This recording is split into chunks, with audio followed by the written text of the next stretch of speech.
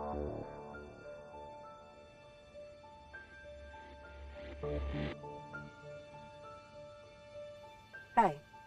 this is part 2. The phone rang. Mark picked it up. It was Crash. "I haven't had any luck," he said. "Well, keep trying." "So I suppose it's going to be really bad for me if I don't come up with the money."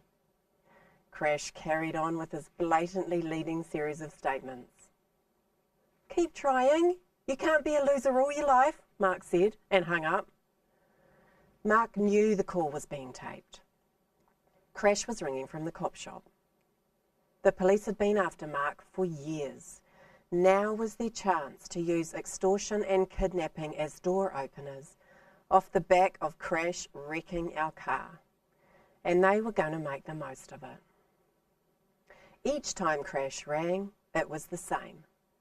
No good news, and he supposed that meant things weren't going to go very well for him.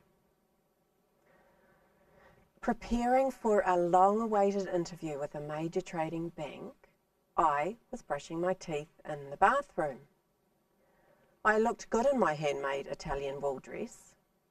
I heard the knock on the door and thought nothing of it. The appointment was exciting. I'd already postponed it twice, and not even Armageddon was going to stop me this time. I faced the mirror, mentally preparing for the meeting, toothbrush working. 2 detectives joined me in the reflection, one at each elbow. I looked from one to the other, still brushing my teeth as though it wasn't happening. Maybe they would go away if I ignored them. They spoke to my reflection. "You're coming with us." But I failed to see the funny side. "Oh, no, I'm not." "We have a search warrant for documents relating to kidnapping." I laughed out loud, relieved at the absurdity. "Well, you've got the wrong place," I said, thinking that would be it. Misunderstanding over, crisis averted, carry on people. Go back to your normal lives, there's nothing to see here. But I was wrong, again. A search warrant was produced, and Mark searched. It took less than 2 seconds to pull a couple of joints from his pocket. It was just what they needed. What followed was surreal. The frame rate dropped to slow motion as a detective opened the door and signalled to the drug squad waiting on the landing. A dozen cops poured into the place, complete with dogs, torches and ladders. Every drawer, box and bag was mechanically dumped upside down on the floor.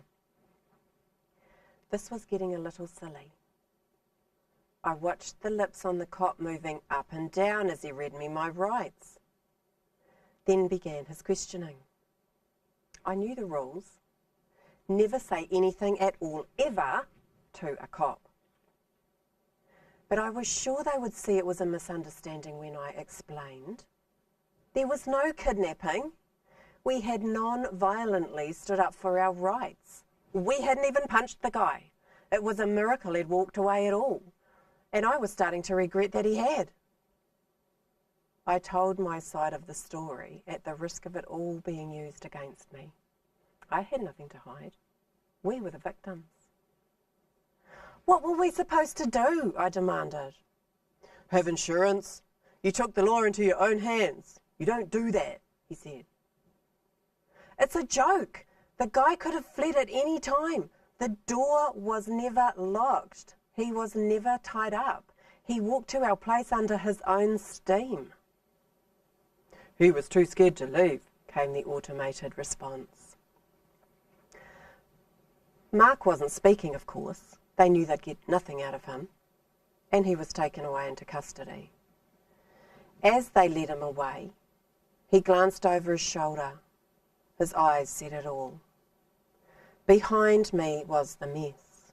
The dogs jumping all over his antique snooker table, the cannabis coming down the ladder from the ceiling, the methamphetamine, the guns, cash and counterfeit notes.